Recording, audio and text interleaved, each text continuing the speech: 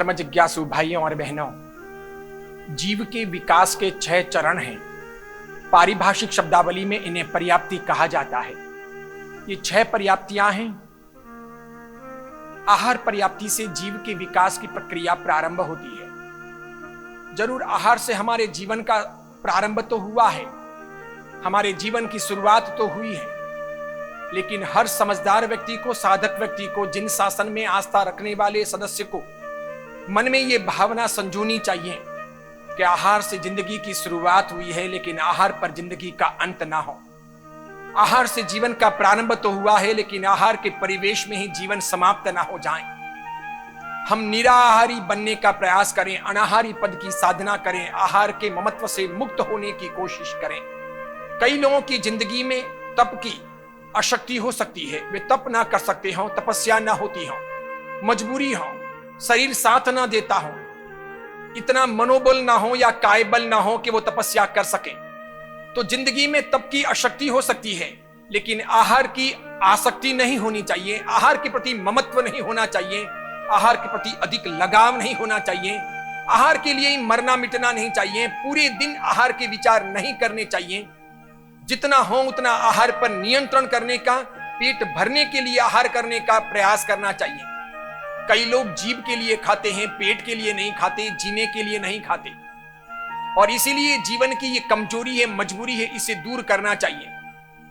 अगर हम आहार पर अटक जाते हैं तो समझो जीवन में भटक जाएंगे। इसलिए आहार पर नहीं ठहरना है, आहार से ऊपर उठकर जीवन जीने के लिए आहार करना है, शरीर चलाने के लिए आहार करना है, पेट भरने के लिए आहार करना है, लेकिन कल्याण के लिए जीवन जीना है, सत्कार्यों के लिए जीवन जीना है, पुण्य के अनुबंध के लिए जीवन जीना है, पापों के क्षय के लिए जीवन जीना है, धर्म और अध्यात्म की साधना के लिए जीवन जीना है। यह स्पष्ट लक्ष्य बनाया जाना चाहिए। तत्काल जो पवित्र करें उसे तप कहते हैं। तो प 2 अक्षरों से यह शब्द बना है।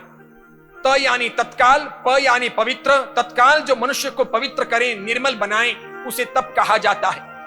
जैन परंपरा की तप साधना से सर्वाधिक कर्मों का क्षय होता है, ऐसे भगवान ने फरमाया है।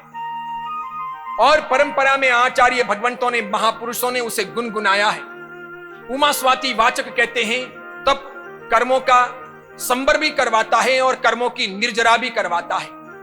आने वाले अशुभ कर्म तप की वजह से रुकते हैं, और जो हमने अशुभ कर्मों का निर्धारण किया होता है, अनुबंध किया होता है, तपस्या की वजह से वे अनिकाचित कर्म कटते भी हैं, मिटते भी हैं, धुल भी जाते हैं। ये घूमने का जमाना, खाने पीने का जमाना, नाचने कूदने का जमाना, भोग उपभोग का जमाना, जहां देखो वहां पागलपन सबके दिलो दिमाग पर सवार है। जहां मॉल हैं, थिएटर हैं, मोबाइल हैं, इंटरनेट हैं, यूट्यूब हैं, नाना प्रकार के खाने के लिए लारी खूंचे हैं, होटलें हैं, रेस्टोरेंट हैं, कितने सारे फास्ट फूड हैं, पैकिंग मटेरियल मिलता है। पूरे दिन आदमी चरता ही जाए, ललचाता जाए, ऐसे जहां का वातावरण है।